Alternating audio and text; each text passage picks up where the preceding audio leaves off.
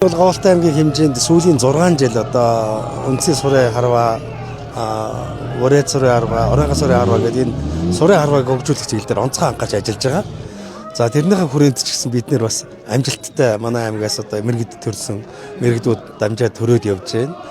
За энэ жилийн одоо урайд сурын харваа одоо 2 дахь удаага Говьтай аймагт хийгдэж байна. За энэ удаагийн сурын харвааг бүр ингээд бугц сумдаар хийж байгаа. Бас их онцлогтой байна. За энэ Алтан нуруу дамжсан уранхачуудын хамгийн одоо урт хийсэн болох бугц сумдаар урайд сурын харвааг хийж баруун 5 аймгаас одоо урайд сурын харваанд оролцох маш олон одоо харваачд ирсэн байгаа нэг талархалтай байна.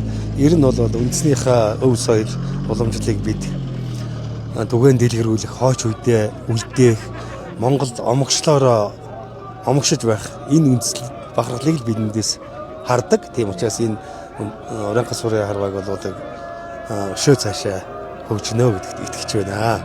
Олон одоо мэрэгдүү төрнө гэдэгт бас итгэж байна.